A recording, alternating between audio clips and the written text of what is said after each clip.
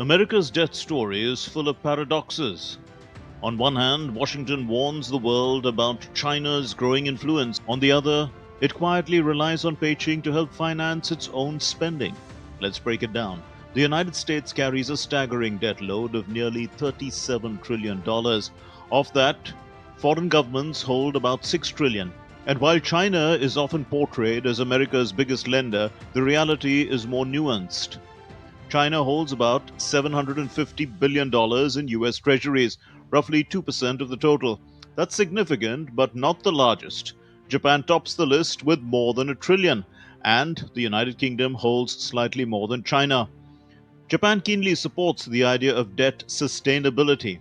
The theme set by South Africa is aligning with Japan's priority, such as disaster risk reduction, energy transition, debt sustainability, and critical minerals. So Japan is committed to contributing further, building on our long-standing efforts. China buys US debt for trade and stability. Export dollars go into treasuries, safe, strategic, and useful for managing currency, keeping exports competitive and securing assets. Here's the paradox. America warns allies of Chinese debt traps, yet relies on Beijing's capital. The gap shows global finance realities. Treasuries anchor the world economy, irresistible even to rivals. The real issue is America's debt. At over 100% of GDP, borrowing is historic, tying foreign holders from Tokyo to London to Beijing into the US equation. Trump argues tariffs shift the dynamic. It's a lot of money, but we've taken in a lot of money from tariffs. The tariffs allow us to give a dividend if we want to do that. Now we're going to do a dividend, and we're also going to be reducing debt. We have, because of Biden and others, we have a 37 trillion in debt. So we're going to be doing a dividend, which people will enjoy and spend and do what they want. But we're also going to be reducing debt very substantially. This debt dynamic unfolds amid the US trade war, with tariffs, tech limits, and supply chain shifts reshaping commerce. America's reliance on Chinese capital is paradoxical, funding deficits through its rival. The outcome, a fragile balance of interdependence and rivalry. The Economic Brief, DD India. Well, Dr. Kapoor continues to be with us. Dr. Kapoor, well, the US debt is unlikely to be paid back ever.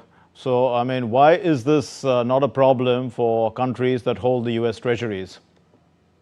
So, first we need to understand the very nature of debt that we are really talking about. One is, of course, there are those treasuries in which the Chinese government has invested, and there is a large sum that has actually happened. And that does help China in terms of maintaining their exchange rates, etc.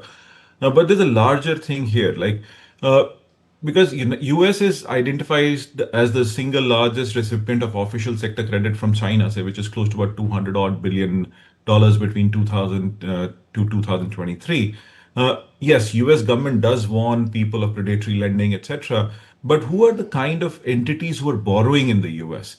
The developing countries and say somebody like US, there is a very big difference. And the difference is the nature of debt. The nature of debt, when you really talk about the nature of debt here, it's a non-sovereign debt that is actually happening. Because unlike the sovereign debt seen in developing nations, what happens is that it is guaranteed by there is a public guarantee that happens there. So if you really look at Africa, the public guarantee is there. So, but in this case, within the US, most of the time when the debt is being taken, it is being taken by enterprises. Right. So if you really look at the kind of debt that is being given, 56% of corporate liquidity, right, or so the debt that is happening there, say Fortune 500 companies that are really taking it for, say, working capital. 22% of the financing for mergers and acquisition is happening through Chinese money, but it is not publicly guaranteed. It's the enterprises. So this is also risk debt, not that the Chinese are not really doing it. But I think there's a strategic point that we need to really understand, and that is that Beijing, or when you call Beijing, it is more like China. China is looking at it as a lending through a strategic lens for a simple reason: it gives access to technology and gaining its market position. So there's a very interesting thing that is happening here. So we should really define the Chinese debt to the US from a very different point of view. So there is a trade war currently on between the two US and China. And what happens, I mean, if China starts using this as a weapon, instead starts reducing its debt holdings rather sharply? What's going to happen to the, what's likely to happen? I think the US reaction speaks for itself. Like how US has really reacted to Chinese is very, very limited. Like they have been more ballistic on India than the Chinese, because for a simple reason, they understand that if Chinese money is withdrawn from the enterprises that are operating in the US, it is going to create a crisis of sorts.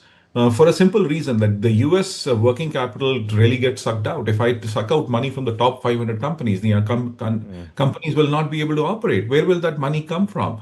The US banking system is not having that kind of money to really trade or give to the enterprises. Even if they have that money, then suddenly you're talking about high levels of interest charges on it. So you are really going to face that issue. So China is on a very different stage in terms of like how trade war is happening. I think US is following a much more adverse bullying tactic with other countries like say Brazil, etc., rather than China, because China controls a lot of enterprises, and we need to accept that. We'll leave it there. Thank you very much, Dr. Amit Kapoor. Thank you very much for joining us and helping us unpack these stories.